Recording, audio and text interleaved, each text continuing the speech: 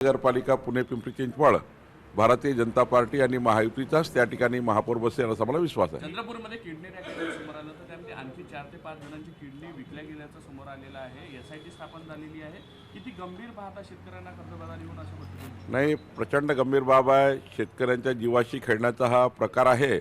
यावर माननीय मुख्यमंत्री देवेंद्र फडणवीसजींनी एसआयटी आणि त्या ठिकाणी गंभीर दखल घेतली आहे।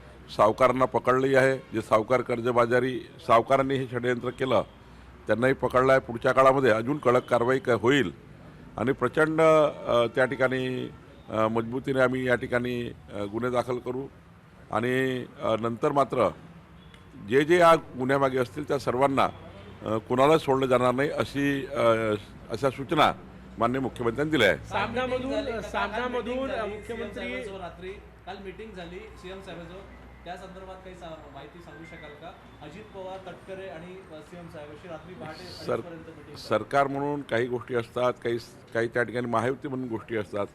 त्यामुळे आता मी त्या बैठकीला नव्हतो, त्यामुळं त्या बैठकीत जे उपस्थित होते त्यांनाच त्याबद्दलची माहिती असेल। सामनामधून मुख्यमंत्री देवेंद्र फडणवीस यांच्या मंत्रिमंडळावर टीका करण्यात आली। एकनाथ शिंदे भ्रष्टाचाराच्या पैशातून राजकारण करत असल्याची टीका केली। सामनामधून आमच्यावर स्तुतीस तुमने उधळतील असं काही त्यांच्याकडनं अपेक्षा थोडी आहे। ते तर विरोधात बोलणार आहे, त्यांचं कामच आहे विरोधी पक्षाचं। त्यामुळं सामना हा काही आता त्यांचं मुखपत्र आहे, ते जे बोलतात ते लिहितात। त्यामुळं राज ठाकरे आजपासून शाखा भेटींवर निघाले। ठीक आहे, त्यांचा तो पक्ष संघटनेचा भाग आहे, त्यांनी तो करायचा आहे, तर त्यांचा तो अधिकार आहे। उद्धव ठाकरेंनी काल म्हटलं की आणखी एका मंत्र्याचा राजीनामा होईल। या सगळ्याकडे ज्या पद्धतीने उद्धव ठाकरे खरं तर उद्धव ठाकरे केवळ आपल्या विरोधी पक्षाच्या भूमिकेत त्यांना बोलावं लागतं, बोलतात आहे। आज मी अकोला,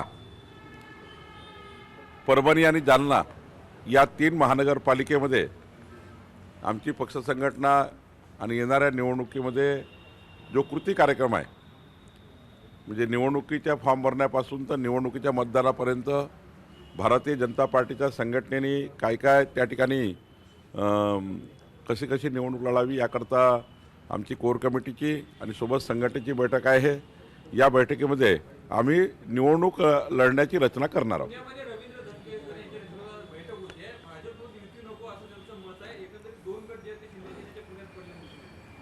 शेवटी एकनाथ शिंदे साहेबांनी निर्णय करायचे आहे आणि एकनाथ शिंदे साहेबांनी निर्णय करताना हे सांगितलं की भाजपा शिवसेना युती लढेल। लाडकी बहीणचे पैसे 14 जानेवारी पूर्वी मिळणार आहे। केवायसीला मुदतवाढ देण्यात आलेली आहे। लाडकी बहीण संदर्भात